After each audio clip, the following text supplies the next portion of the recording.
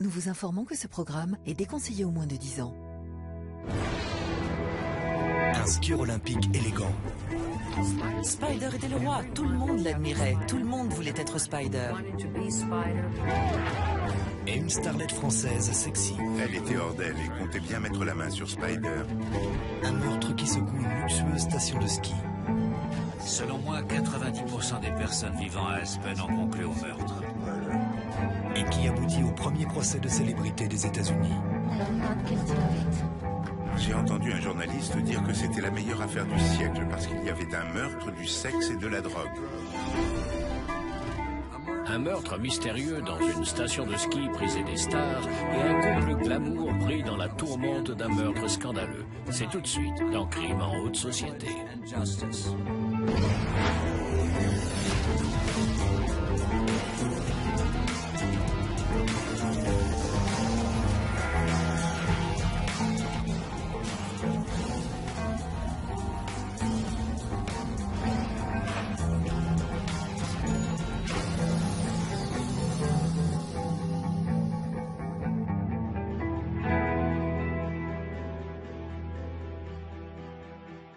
1976. La ville d'Aspen, dans le Colorado, baigne dans une atmosphère enivrante d'opulence, de célébrité et de décadence. À tout juste 17 h le 21 mars, le lieutenant Bill Baldridge patrouille dans sa voiture de police. J'ai entendu l'appel lancé par l'un de nos véhicules et signalant qu'il y avait eu un meurtre à Starwood. Starwood est une enclave résidentielle protégée où vivent de nombreuses célébrités d'Aspen. Le chef de la sécurité était à la porte. Je lui ai dit de me montrer le chemin et il m'a accompagné. Baldridge et le chef de la sécurité Roy Griffiths atteignent le chalet. Il s'agit de la résidence du skieur professionnel Spider Sabich et de sa petite amie Claudine Langeais, ex-femme du chanteur de renom Andy Williams. La porte est ouverte. Claudine Langeais est assise par terre dans le couloir. Elle est en larmes. Claudine était là, visiblement très affectée. Et quand Griffiths lui a demandé ce qui s'était passé, elle a répondu qu'elle avait tiré sur Spider. Spider Sabich gît sur le sol de la salle de bain au milieu d'une mare de sang provoquée par ce qui semble être une blessure à l'abdomen. Une ambulance arrive rapidement sur les lieux et emmène Spider aux urgences. Claudine, désemparée, les prie de la laisser l'accompagner. Plutôt que de provoquer un grand remue-ménage et de la retenir sur les lieux, j'ai décidé de la laisser partir. Ce faisant, ça me laissait aussi l'occasion de jeter un œil au chalet pour comprendre ce qui s'était passé. J'ai donc demandé à un officier de l'accompagner et de ne pas la lâcher d'une semelle. Baldridge et Griffiths commencent à fouiller la maison à la recherche d'indices. Notre priorité absolue était de retrouver le pistolet et la douille. Griffiths découvre une réplique de Luger calibre 22 dans la chambre du couple. Mais avant que les policiers ne puissent examiner de façon approfondie la scène de crime, ils reçoivent un appel de l'hôpital. Spider Sabich est mort à son arrivée. Cause officielle de la mort, hémorragie interne. La nouvelle de la mort se répand dans Aspen telle une avalanche. Cette mort n'était en rien comparable avec les meurtres relatés dans les faits divers. Ce drame mettait en scène le couple le plus séduisant et le plus en vogue de la ville, et tout le monde y allait de sa propre hypothèse. À l'hôpital, le procureur compte sur Claudine pour apporter des réponses. Je me suis rendu dans la salle d'examen. Je voulais évaluer son état psychologique, voir si elle était agitée et en savoir plus sur les événements de la soirée. Elle avait l'air perturbée et perdue. Mais ses propos étaient tout à fait cohérents. Elle savait où elle se trouvait et ce qui se passait. La situation était vraiment grave. Claudine a hâte de donner sa version des faits. D'après elle, il ne s'agit que d'un terrible accident. Spider devait s'absenter quelque temps et elle voulait apprendre à utiliser le pistolet pour se protéger. Sa version était que Spider était en train de lui montrer comment utiliser le pistolet car il devait s'absenter. Le coup est parti tout seul. Elle a admis que c'était elle qui tenait l'arme et qu'il s'était demandé si la sécurité était enclenchée ou pas, si le repère rouge était visible ou non. Elle aurait plaisanté avec Spider et dit quelque chose comme bang bang. Et c'est à ce moment-là que le coup est parti et que Spider s'est effondré. Claudine se montre très convaincante, mais les enquêteurs sont sceptiques. Je lui ai montré comment utiliser une arme à l'intérieur de la maison et dans la salle de bain, ça me dépasse. Quand vous voulez apprendre à quelqu'un à manipuler une arme, vous faites ça à l'extérieur. On s'est immédiatement demandé ce qui se tramait et pour quelle raison elle aurait eu besoin d'une arme. Au vu de l'emplacement de la maison et de la sécurité du quartier, elle n'avait aucun besoin de s'inquiéter pour sa sécurité ou celle de ses enfants, ni même de craindre une intrusion dans la maison. L'autopsie de Sabich révèle que la balle a perforé son aorte descendante. La crédibilité de Claudine est de nouveau ébranlée quand la police examine les radios du corps. Les enquêteurs pensent que Sabich était peut-être dos au pistolet quand il a reçu la balle. Quand on a observé les radios, la position du projectile nous a fait penser que Sabich était penché en avant et qu'il lui tournait le dos. La version de Claudine affirmant qu'il s'agit d'un accident perd de sa crédibilité à chaque seconde. Dès le début de l'enquête, on a constaté que les pièces du puzzle ne s'imbriquaient pas comme il fallait.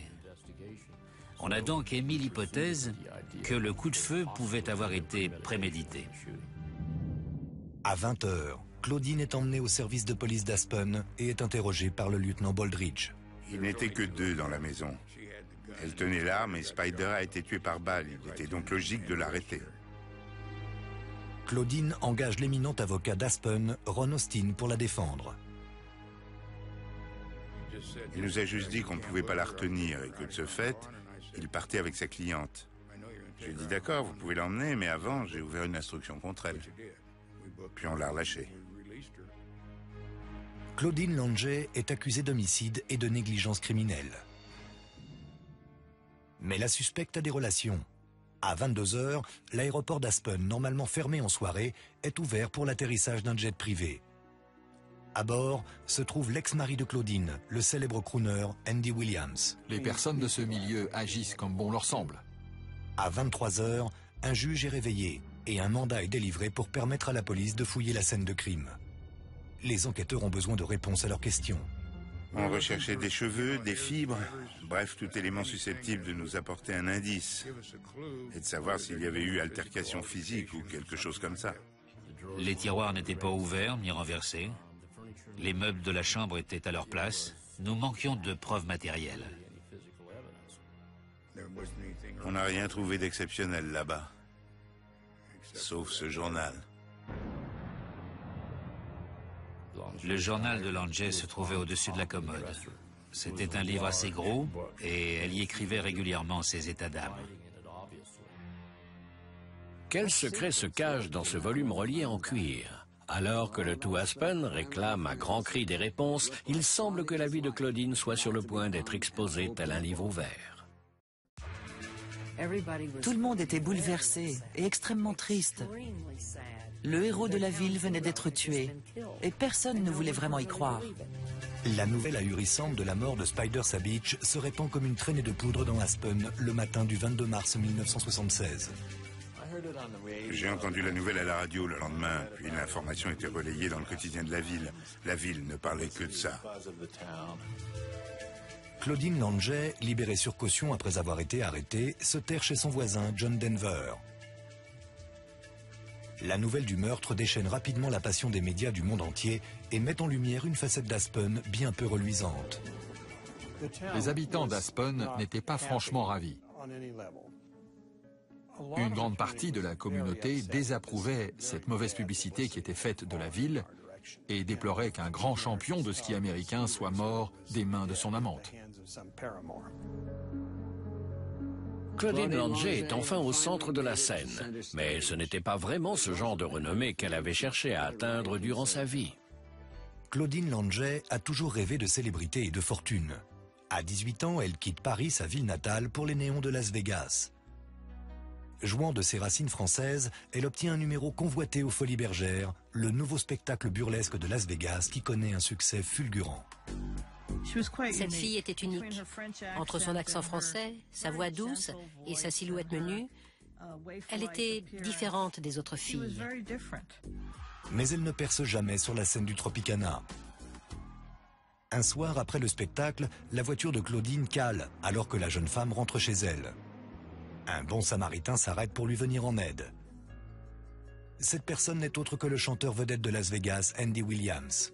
Le célibataire de 33 ans tombe sous le charme de la jeune danseuse exotique originaire de Paris. Malgré leurs 14 années de différence, ils se marient le jour de Noël en 1961. D'après moi, la voiture de Claudine est tombée en panne au moment opportun. En 1962, Andy Williams sort sa chanson fétiche Moon River. Il devient alors très vite l'un des crooners préférés de l'Amérique. Andy Williams a souvent été comparé à Frank Sinatra ou Perry Como, de véritables monstres sacrés à l'époque. Il a su séduire le public, qui le lui rendait bien. Il renvoyait l'image d'un gentil garçon, d'un homme proche du peuple. Alors que la carrière de Williams a le vent en poupe, le couple emménage dans une maison en bord de mer à Malibu. Puis en 1963, le crooner lance sa propre émission de télé et il devient l'un des animateurs les plus populaires du pays. La même année, Claudine donne naissance au premier enfant du couple, Noël. L'année suivante, Christian, leur fils, vient agrandir la famille. Mais Claudine rêve encore de paillettes. Et le succès de son mari lui ouvre des portes qui avaient autrefois été claquées au nez de l'ingénu. Elle apparaît régulièrement en tant qu'invitée dans l'émission d'Andy Williams. Elle n'avait rien d'une superstar américaine type, et c'est sans doute ce qui a touché le public et qui a fait que les gens se sont intéressés à elle. Pour eux, elle était une femme lambda, devenue l'épouse d'une star internationale. Avec son mari, ils étaient à la tête de l'émission la plus regardée de l'époque, le show de Noël. Il a fallu 3 ou 4 Super Bowls pour les éclipser en termes d'audimat. C'est au tour de Lange de percer dans la chanson. Elle enregistre 7 albums et, à l'instar de son mari, elle se spécialise dans les morceaux de variété. Le fait qu'elle était l'épouse d'Andy Williams a attiré l'attention des producteurs de l'industrie musicale, plus que si elle avait été une anonyme. Elle n'aurait jamais acquis une telle notoriété si elle n'avait pas été mariée à Andy Williams. Je voyais régulièrement Andy et Claudine à des soirées lorsque je vivais à Beverly Hills dans les années 60. C'était une femme absolument magnifique. Et Claudine et Andy sont extrêmement populaires dans le milieu de la fête. En 1969, Claudine donne naissance à leur 3e enfant, un garçon prénommé Bobby en hommage à leur ami Bobby Kennedy. En apparence, le couple semble tout avoir pour être heureux. L'argent, la notoriété, une famille parfaite et des amis fantastiques. Mais un peu plus tard cette même année, Claudine et Andy choquent l'Amérique en annonçant leur séparation. Le conte de fées prend fin. Elle voulait tourner la page Hollywood. C'est pour cette raison qu'elle est venue à Aspen. Dans les années 70, Aspen est une communauté regroupant des personnes en quête de sensations fortes, des bohèmes fortunés et des célébrités en vacances. C'est le refuge idéal pour la superbe chanteuse. À cette époque, tout le monde était sous le charme de Claudine. Elle faisait tourner les têtes. Un week-end, au cours d'une compétition de ski dédiée aux célébrités, Claudine rencontre le champion de ski alpin et héros d'Aspen, originaire du Colorado, Spider Sabich. Il est jeune, élégant et riche. Spider était le roi. Tout le monde l'admirait. Tout le monde voulait être Spider. Il pouvait avoir toutes les jolies filles des environs. Il était toujours entouré de groupies avec qui il prenait du bon temps. L'attirance est immédiate. Claudine veut à tout prix revoir Spider. Elle demande à un ami commun, le skieur professionnel Billy Kidd, de lui donner un coup de main. Elle s'est débrouillée pour obtenir une invitation chez Billy Kidd. Spider et moi étions aussi invités et c'est comme ça que tout a commencé. À la fin du week-end, Spider et Claudine sont inséparables. Au début, leur relation était intense et passionnée. C'était une histoire d'amour d'envergure internationale. Un champion olympique fringant et sa sulfureuse petite amie française. Spider et Claudine font tourner les têtes partout où ils passent. Mais il devait être écrit quelque part que cette histoire brûlante ne brûlerait pas éternellement. Spider Sabich était un héros à Aspen. Il était sans doute le résident le plus célèbre au moment de sa mort. C'était un homme très élégant, qui avait fière allure. Il était membre à part entière de la communauté et tout le monde l'appréciait. Suite à la mort de Spider Sabich, les enquêteurs tentent de regrouper des indices permettant d'établir le scénario du meurtre. Le tout Aspen veut comprendre comment une vie aussi idyllique a pu se terminer en tragédie. Né Vladimir Sabich en 1945 à Keyburts en Californie, Spider connaît une arrivée sur Terre des plus mouvementées. Spider est né grand prématuré, il était dans une sorte de caisson muni d'une lampe chauffante. Il avait de grands bras et jambes et son père a dit qu'il ressemblait à une araignée et le surnom de Spider lui restait toute sa vie. Il ne faut pas longtemps au frêle bébé pour devenir un bolide musclé dévalant les pistes. Adolescent, Spider remporte les compétitions les unes après les autres. Il remporte 2 championnats du monde et en 1968, il se classe 5e aux Jeux Olympiques d'hiver. En 1971, Sabich déménage à Aspen dans le Colorado. Le ski professionnel aux États-Unis commence à se démocratiser et Aspen en devient la capitale. Le ski n'était pas très répandu jusqu'alors, que ce soit à Aspen ou ailleurs dans le pays. Et Spider a contribué à démocratiser ce sport. C'est pour cette raison que nous étions très fiers qu'il ait choisi notre ville comme port d'attache. On le comparait souvent à John Amos, symbole du football américain professionnel. Un sport en pleine croissance a besoin de stars, et Spider en est une. Américain type et à l'aise devant les micros, les médias ne le lâchent plus d'une semelle et les sponsors se l'arrachent à prix fort. Très vite, ses victoires et contrats publicitaires lui rapportent plus de 200 000 $ par an. À 27 ans, il est le skieur professionnel le plus riche du circuit et personne ne symbolise mieux que lui le mode de vie branché d'Aspen. Il faut bien comprendre quel genre d'homme il était. En 1976, sa richesse personnelle s'élevait déjà à $250 000. Il possédait une maison à Starwood qu'il avait achetée. Ses voisins étaient John Denver, Edgar Stearns, le propriétaire du groupe Sears.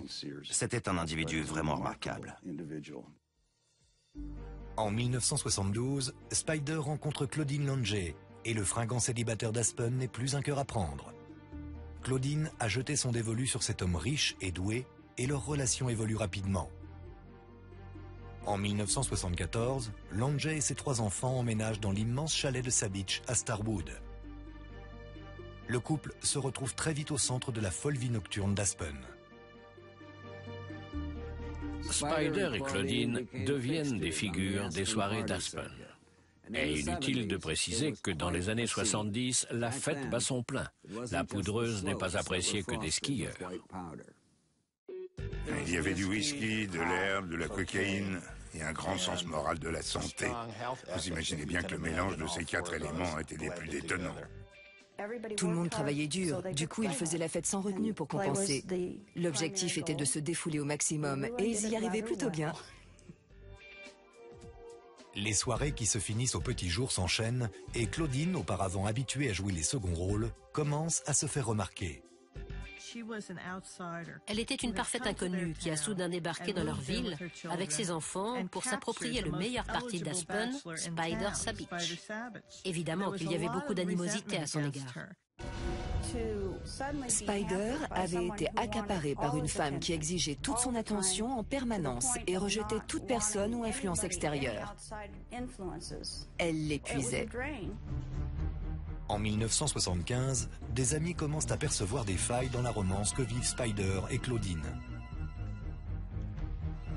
Spider et moi étions dans le salon, et Claudine et sa sœur se trouvaient à l'autre bout de la pièce. Tout à coup, Spider a écarquillé les yeux. Il regardait derrière moi, mais j'ai senti quelque chose me passer près de l'oreille, et juste après, j'ai vu un verre de vin le percuter en pleine poitrine avant de se casser et de tomber par terre.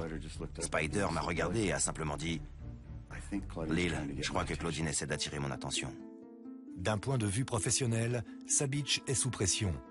Une vertèbre tassée l'a fait dégringoler dans le classement mondial. À la saison 1976, il est sur le point de quitter le circuit professionnel définitivement. Ses performances sportives n'ayant guère plus d'importance, Sabich fait de plus en plus la fête. Mais Claudine reste à la maison pour s'occuper de ses 3 enfants. Elle était terriblement jalouse. À cette époque, tout le monde, y compris Spider, a commencé à comprendre que cette relation était malsaine et que ce n'était pas le style de Spider que de s'entourer d'autant de négativité. En janvier 1976, Spider Sabich n'en peut plus. Ils se disputaient de plus en plus souvent, à tel point qu'un soir, alors que nous dînions ensemble, Spider m'a dit qu'il ne la supportait plus et qu'il ne savait pas quoi faire. Il ne savait pas comment s'en séparer, car il craignait de faire de la peine aux enfants, mais il savait qu'elle ne partirait pas d'elle-même. Il me demandait conseil. Spider prend une décision. Début mars, il demande à Claudine de quitter le foyer avant le 1er avril. Il m'a demandé de l'accompagner en balade, et on a marché très longtemps. C'est à ce moment-là qu'il m'a dit que Claudine et les enfants déménageaient et que tout était fini.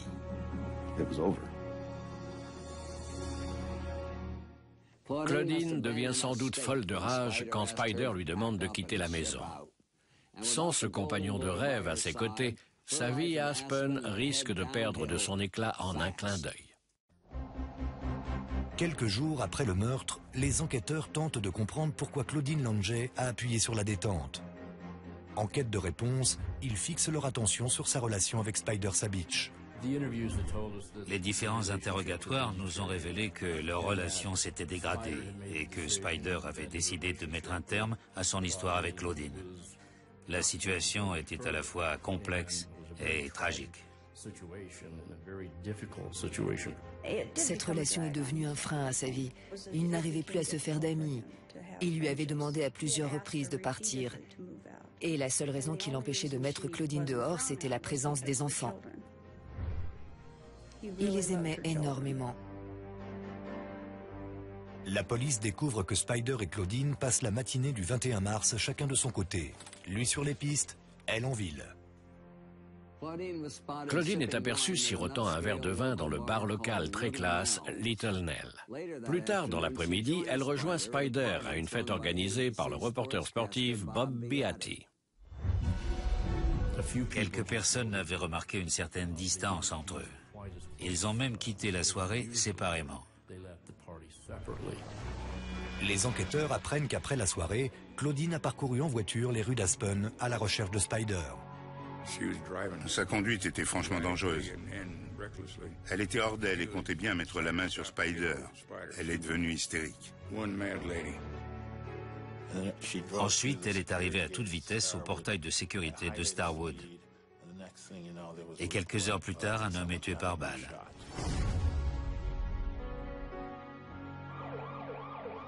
Quelques jours après le coup de feu, des preuves relevées lors de l'expertise médico-légale sèment le trouble dans la version de Claudine.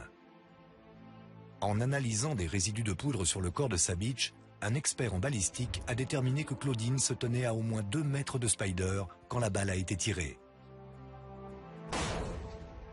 Pourquoi se trouvait-elle aussi loin de Spider si celui-ci montrait comment utiliser l'arme?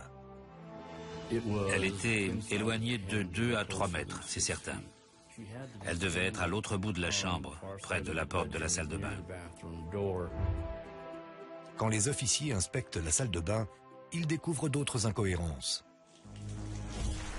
En regard de l'état de la salle de bain, il était évident que Spider était penché, sans doute en train de se rincer le visage et qu'il s'apprêtait à se raser. La balle l'a touché en bas de la cage thoracique parce qu'il était penché.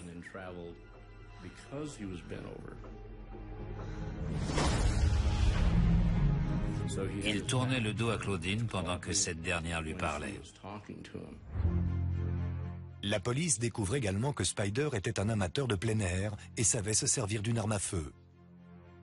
Tous ceux qui connaissaient Spider savaient qu'il avait été élevé entouré d'armes à feu. Son père était agent de police sur autoroute. Il savait ce qu'était une arme, où les ranger et comment les utiliser, et jamais Spider n'aurait laissé quelqu'un d'inexpérimenté manipuler un pistolet chargé dans sa maison. Ça ne serait jamais arrivé, et quand j'ai appris qu'il avait été tué d'une balle dans sa salle de bain, j'ai immédiatement su qu'elle l'avait fait sciemment. Certaines choses ne collaient pas. D'abord, le pistolet n'avait aucune raison d'être sorti. Alors la version de Claudine affirmant qu'elle voulait apprendre à utiliser l'arme pour sa propre sécurité ne nous paraissait pas vraiment crédible. Un examen approfondi de la cartouche utilisée trouvée dans le pistolet sème encore davantage le doute.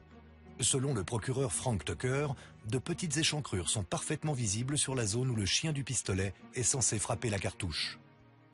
Le pistolet a déraillé 2, 3, 4, 5 fois. Lange tentait de tirer à chaque fois avec le même cylindre. Selon moi, quand on demande une démonstration pour apprendre à se protéger, vous ne commencez pas par tirer à de multiples reprises en direction de la personne censée vous donner des instructions. Si le pistolet ne s'était pas enrayé, plusieurs balles auraient été tirées. Elle l'aurait sans doute tué de toutes les balles qui se trouvaient dans le pistolet, mais il s'est enrayé au premier coup. Les enquêteurs sont quasiment convaincus qu'il s'agit d'un meurtre avec préméditation. Ils se penchent à présent sur le mobile et sur le journal de Claudine Lange. J'ai examiné le journal. Le mobile y était clairement inscrit. Spider avait déclaré à Claudine qu'au 1er avril, elle devrait avoir quitté le chalet et Starwood, mais elle ne l'entendait pas de cette oreille. Elle voulait garder le contrôle qu'elle avait sur lui, le manipuler de telle sorte qu'il ne se sentirait plus capable de la quitter. Tout ceci était écrit dans le journal. L'accusation pense pouvoir utiliser les écrits de Claudine pour étayer le mobile. Mais elle ne se laisse pas avoir aussi facilement. Alors que les enquêteurs touchent du doigt la vérité concernant les circonstances de la mort de Spider Sabich, des rumeurs commencent à circuler dans la station de ski. On a tout entendu. Pour certains, il ne s'agissait que d'un terrible accident. D'autres penchaient pour la théorie du meurtre prémédité. Les gens parlaient sans savoir. Les rumeurs se multipliaient et personne ne savait ce qu'il fallait croire. Les habitants d'Aspen étaient très surpris en apprenant la nouvelle. Au début, tout le monde disait que c'était impossible. Malheureusement, Spider était bel et bien mort. Selon moi, 90% des personnes vivant à Aspen ont conclu au meurtre. Aspen est en deuil après la perte de Spider Sabich. Mais personne ne ressent de pitié à l'égard de Claudine. L'opinion publique est clairement positionnée contre elle. L'accusation est persuadée que le journal de Claudine constitue une preuve démontrant sa culpabilité. Le 8 avril 1976, Claudine est accusée d'homicide volontaire. Elle plaide non coupable. Lange et son ex-mari Andy Williams font appel à leurs contacts et se servent de leur immense fortune pour engager l'un des meilleurs avocats spécialisés dans les affaires criminelles de Los Angeles, Charles Widman. Un doute raisonnable pour un prix raisonnable. Les meilleurs avocats spécialisés dans les affaires criminelles ont une excellente moyenne de réussite. Et manifestement, le budget dont Claudine disposait était illimité. Elle a donc bénéficié de ce qu'il y avait de mieux sur le marché. La célébrité associée à l'argent est un véritable fléau pour le système judiciaire. La célébrité passe avant tout et la justice est reléguée au second plan. Le procès est programmé pour janvier 1977. Sans attendre, la défense passe à l'attaque et demande une motion préparatoire afin que le journal ne soit pas exploité.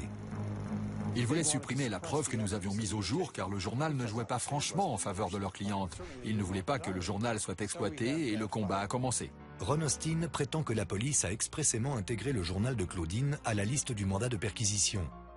Mais Lange prétend que le journal était caché dans le tiroir de sa commode. La police n'aurait jamais dû avoir vent de son existence à moins de l'avoir cherché avant d'obtenir le mandat de perquisition. Pour prouver ses dires, la défense utilise les photographies prises par le département de police de la chambre du couple. Alors qu'on était en train de prendre des photos de la chambre, l'un des enquêteurs a pris le journal et l'a feuilleté rapidement, assis sur le lit. Quand je suis venu photographier le meuble en question, mes premières photos montraient la commode totalement nue. Je savais qu'il constituait peut-être une preuve. Je l'ai ouvert et j'y ai jeté un œil, puis je l'ai refermé et je l'ai remis à sa place. Baldridge repose le journal sur la commode, puis Fisher photographie la chambre une deuxième fois. Sur la première série de photos, la commode est nue. Puis sur la deuxième série de photos, le journal est posé sur la commode. Mes propres photos de la scène du crime ont appuyé leurs allégations, affirmant que le journal avait été pris dans le troisième tiroir, ou du moins ont contribué à semer le doute au sein de la cour. Un journal découvert dans un tiroir fermé est un élément privé et protégé. Le juge déclare cette preuve irrecevable.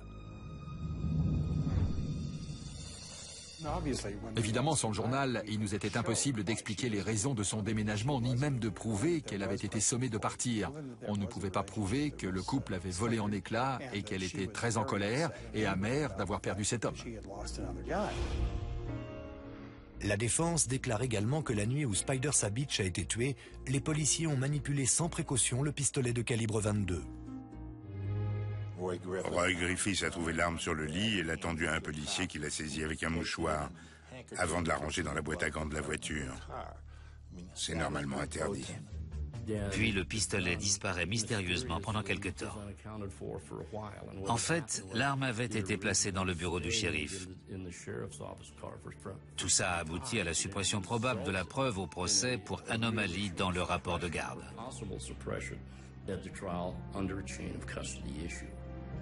Quand l'arme est découverte, un officier inexpérimenté retire la cartouche utilisée.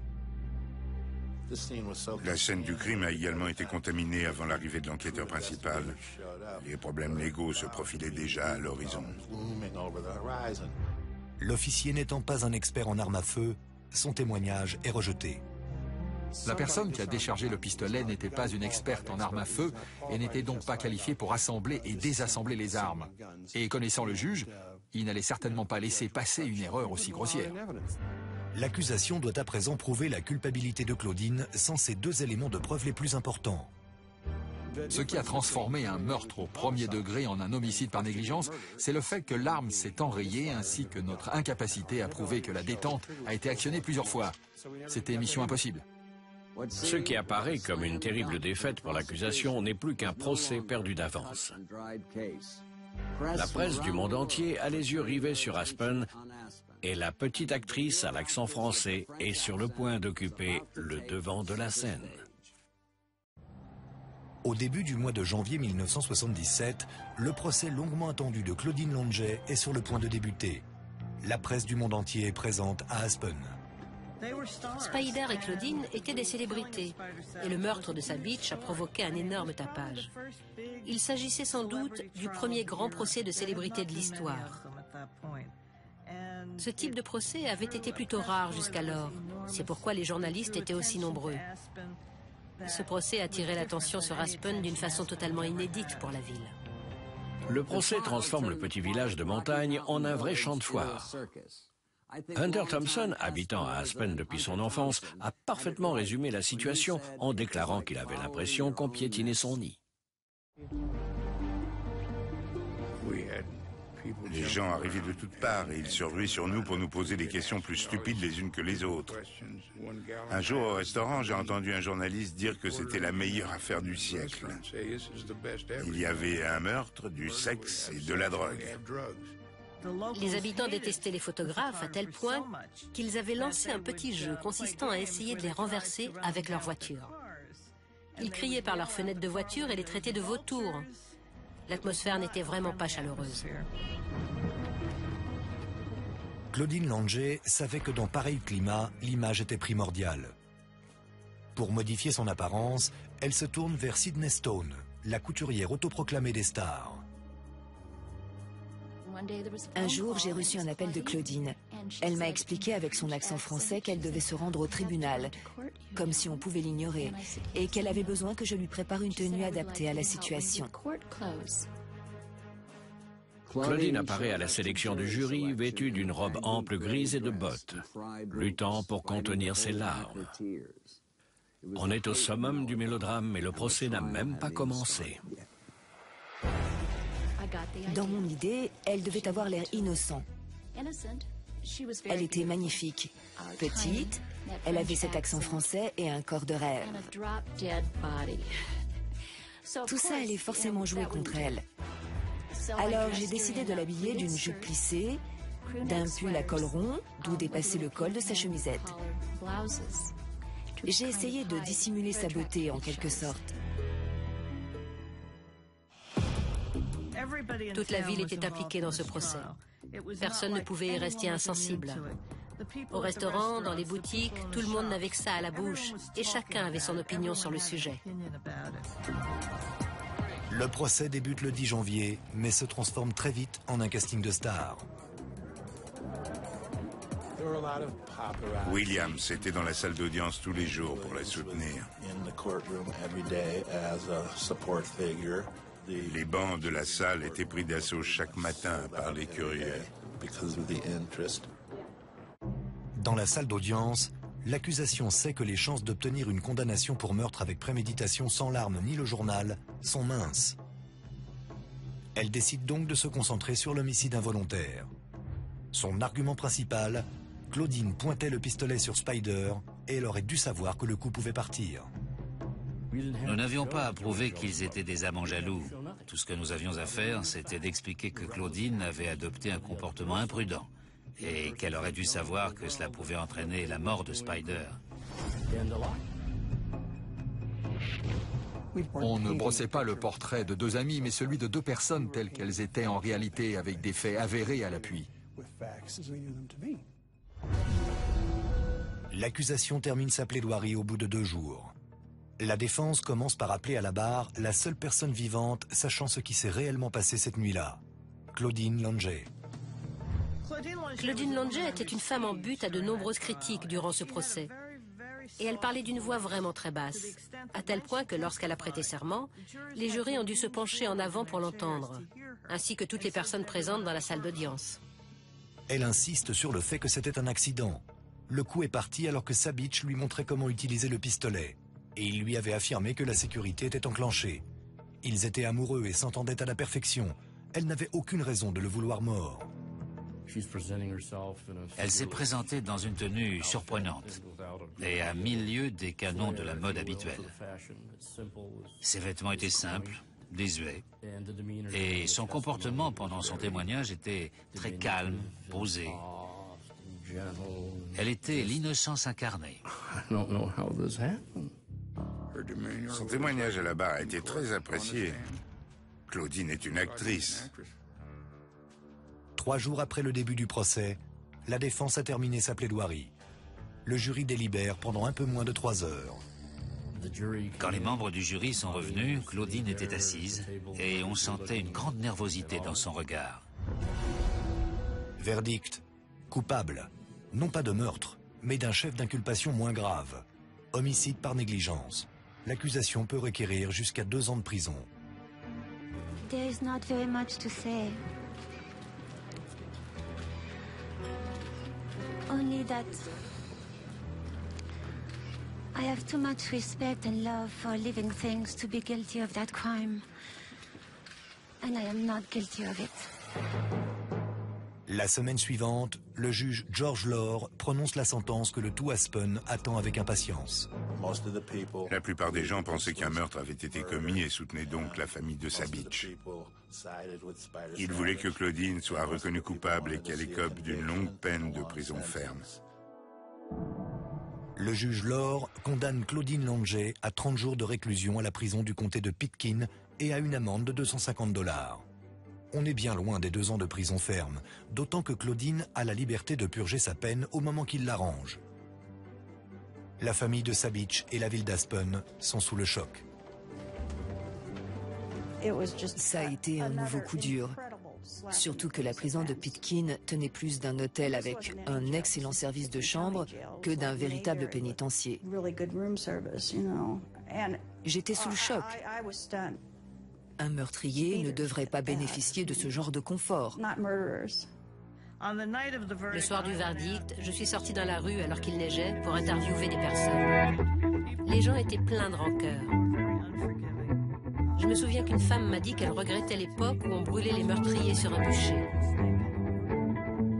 La ville était remplie de haine à l'égard de Claudine Longet. La majorité du public était en colère et vindicative et les gens menaçaient Claudine. Quand ils exprimaient leur colère, c'était soit à l'égard de Claudine, soit à l'égard du système, et parfois les deux.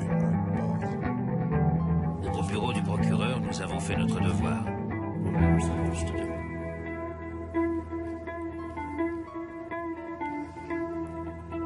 Contrairement au juge, et ça lui a été reproché toute sa vie. Tout de suite après le procès, Claudine s'envole pour le Mexique où elle part se reposer. 5 mois plus tard, alors que ses enfants sont en vacances scolaires, Claudine purge sa peine de 30 jours de prison où elle fait un peu de décoration. Elle a peint sa cellule en rose, me semble-t-il. Repeindre sa cellule de la couleur de son choix n'est pas une activité qu'on pratique habituellement en prison. Mais ça se passe comme ça à Aspen. La famille Sabich intente un procès à Claudine pour le meurtre de Spider et réclame 1 300 000 $. Mais l'affaire est rejetée lorsque Claudine accepte de ne jamais parler publiquement de la mort de Spider Sabich ou de leur relation.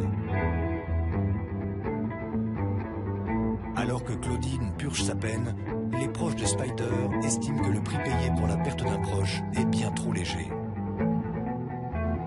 Au début, elle était accusée de meurtre. Et le jury a réduit le chef d'inculpation à un homicide par négligence. C'était l'inculpation la plus minime, à peine plus grave qu'un simple délit. Je ne crois pas que justice ait été rendue, et les proches de Spider en ont fait les frais. Cette épreuve a été très douloureuse pour eux, mais Claudine s'en fichait. Elle a mené une existence normale après ça. Oui, ça a été une erreur. Homicide par négligence est une broutille. On ne peut pas décemment condamner quelqu'un à si peu quand il y a eu meurtre. À moins qu'il ne s'agisse réellement d'un accident, mais je ne crois pas à cette thèse dans cette affaire. Elle l'a tué, d'une façon ou d'une autre. La plupart des gens ont eu la sensation qu'elle nous avait privés d'un homme incroyable et merveilleux.